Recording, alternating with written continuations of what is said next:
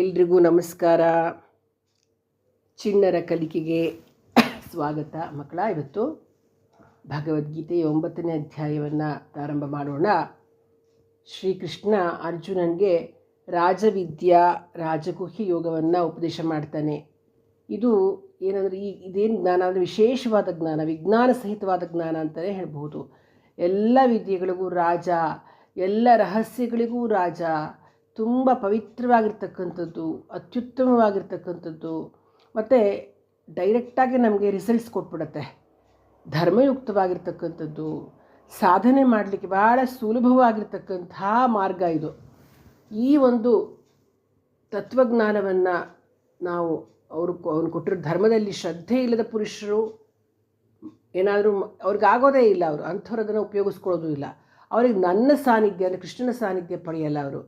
ಅವ್ರು ಬರೀ ಸಂಸಾರ ಚಕ್ರದಲ್ಲಿ ಸುತ್ತುತ್ತಲೇ ಇರ್ತಾರೆ. ಸಾವು, ಜನನ, ಹುಟ್ಟು, ಮರಣ ಇದಾಗ್ತಾನೇ ಇರುತ್ತೆ, ಆಯಿತಾ. ಅದರಿಂದ ಈ ಒಂದು ತತ್ವಜ್ಞಾನವನ್ನು ಅರ್ಥ ಮಾಡಿಕೊಂಡ್ರೆ ನಿನಗೆ ಗ್ಯಾರಂಟಿ ಮೋಕ್ಷ ಅನ್ನೋದನ್ನು ಭಗವಂತ ಅರ್ಜುನನಿಗೆ ಹೇಳ್ತಾ ಇದ್ದಾರೆ. ಆಗ ಈ ಶ್ಲೋಕ ಬರುತ್ತೆ. 9ನೇ ಅಧ್ಯಾಯದ 6ನೇ ಶ್ಲೋಕ ಹೇಳ್ಕೊಡ್ತೀನಿ. ಹೇಳ್ತೀರಾ ಅಲ್ವಾ ಮಕ್ಕಳ? ಯಥಾಕಾಶಸ್ಥಿತೋ ನಿತ್ಯಂ, ಯಥಾಕಾಶಸ್ಥಿತೋ ನಿತ್ಯಂ ವಾಯುಃ ಸರ್ವತ್ರ ಗೋ ಮಹಾನ್, ವಾಯುಃ ಸರ್ವತ್ರ ಗೋ ಮಹಾನ್ ತಥಾ ಸರ್ವಾಣಿ ಭೂತಾನಿ, ತಥಾ ಸರ್ವಾಣಿ ಭೂತಾನಿ ಮತ್ಸ್ಥಾನೀತ್ಯುಪಧಾರಯ, ಮತ್ಸ್ಥಾನೀತ್ಯುಪಧಾರಯ.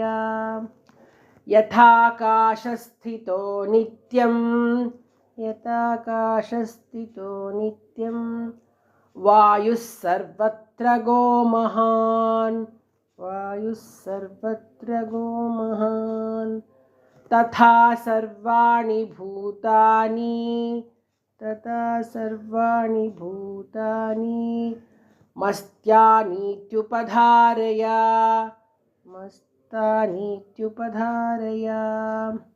ಯಥಾಕಾಶಸ್ಥಿತೋ ನಿತ್ಯಂ, ಯಥಾಕಾಶಸ್ಥಿತೋ ನಿತ್ಯಂ ವಾಯುಃ ಸರ್ವತ್ರ ಗೋ ಮಹಾನ್, ವಾಯುಃ ಸರ್ವತ್ರ ಗೋ ಮಹಾನ್ ತಥಾ ಸರ್ವಾಣಿ ಭೂತಾನಿ, ತಥಾ ಸರ್ವಾಣಿ ಭೂತಾನಿ ಮತ್ಸ್ಥಾನೀತ್ಯುಪಧಾರಯ, ಮತ್ಸ್ಥಾನೀತ್ಯುಪಧಾರಯ.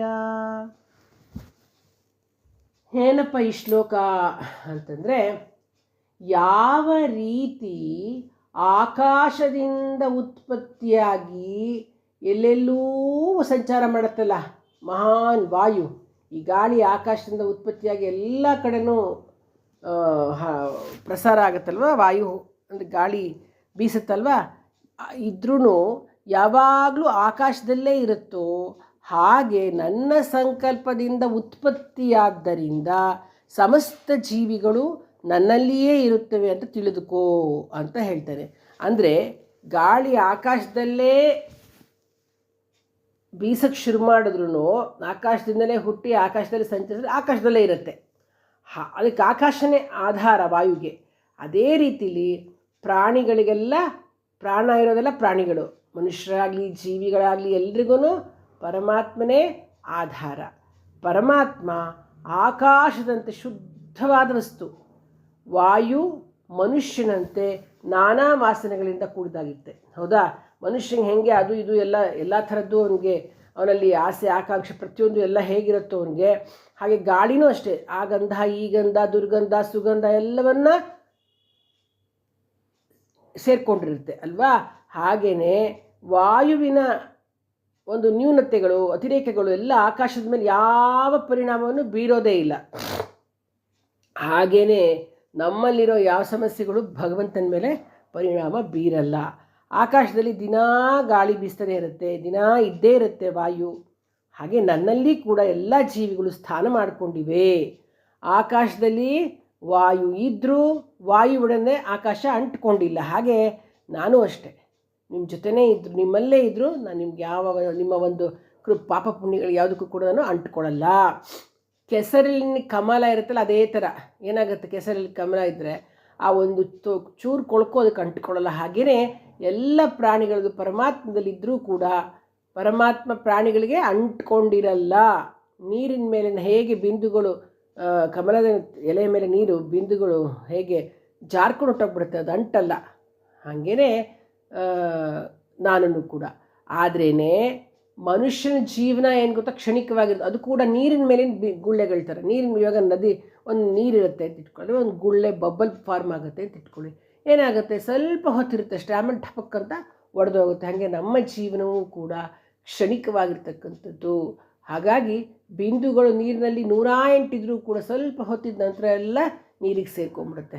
ಹಾಗೆ ಆ ನೀರಿಗೂ ಮತ್ತು ಏನು ಇದಕ್ಕೂ ಅದಕ್ಕೆ ಆ ಗುಳ್ಳೆಗೂ ಯಾವುದೇ ರೀತಿಯ ನಂಟಿರಲ್ಲ, ಹೌದಲ್ವಾ? ಯಾಕೆಂದರೆ ಒಂದು ನೀರು ತೊಗೊಂಡ್ರೆ ತುಂಬ ಬಬಲ್ಸ್ ಬಂದಿರುತ್ತೆ.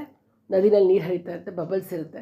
ಆ ಯಾವ ಬಬ್ಬಲ್ಲು ಕೂಡ ತುಂಬ ಹೊತ್ತು ಇರೋದಿಲ್ಲ, ಎಲ್ಲ ಹೊಟ್ಟೋಗುತ್ತೆ. ಆ ನದಿಗೂ ಅದಕ್ಕೂ ಸಂಬಂಧವೇ ಇಲ್ಲ ಥರ ಎಲ್ಲ ಸೇರ್ಕೊಂಡ್ಬಿಡುತ್ತೆ ನದಿನಲ್ಲಿ. ಹಾಗೇ ಭಗವಂತನಲ್ಲಿ ಎಲ್ಲ ಜೀವಿಗಳು ಸೇರಿಕೊಂಡಿದ್ರು ಕೂಡ ಪರಮಾತ್ಮ ಅದಕ್ಕೆ ಯಾವುದಕ್ಕೂ ಅಂಟ್ಕೊಳ್ದೇ ಇರ್ತಾನೆ ಅನ್ನೋದು ಈ ಶ್ಲೋಕದ ಅರ್ಥ. ನೋಡಿ ಎಷ್ಟು ಚೆನ್ನಾಗಿದೆ ನೋಡಿ, ಅರ್ಥ ಆಯ್ತಲ್ವಾ? ಗಾಳಿಯ ಒಂದು ಉದಾಹರಣೆ ಕೊಟ್ಟಿದ್ದಾರೆ, ನೀರಿನ ಉದಾಹರಣೆ ಕೊಟ್ಟಿದ್ದಾರೆ. ಹಾಗೆ ಭಗವಂತ ನಮ್ಮ ಜೊತೆ ಇದ್ದರೂ ಕೂಡ ನಮ್ಮ ಯಾವ ಪಾಪಕರ್ಮಗಳಿಗೂ ಅವನು ಅಂಟ್ಕೊಳ್ಳೋದಿಲ್ಲ. ಈ ಶ್ಲೋಕನ ದಿನ ಹೇಳ್ತಾ ಇದ್ದರೆ ಯಾರಿಗೆ ಮಕ್ಕಳು ಆಗಿರಲ್ವೋ ಅವ್ರಿಗೆ ಸಂತಾನ ಪ್ರಾಪ್ತಿ ಉಂಟಾಗುತ್ತೆ. ಮತ್ತು ನೀವೇನೇನು ಅಂದ್ಕೊಂಡಿರ್ತೀರಿ ನಿಮ್ಮ ಆಸೆಗಳೆಲ್ಲ ಈಡೇರುತ್ತವೆ. ಈಗ ಒಟ್ಟಿಗೆ ಹೇಳೋಣವಾ? ಯಥಾಕಾಶಸ್ಥಿತೋ ನಿತ್ಯಂ ವಾಯುಃ ಸರ್ವತ್ರ ಗೋ ಮಹಾನ್ ತಥಾ ಸರ್ವಾಣಿ ಭೂತಾನಿ ಮಸ್ಥಾನೀತ್ಯುಪಧಾರಯ. ಶುಭಮಸ್ತು.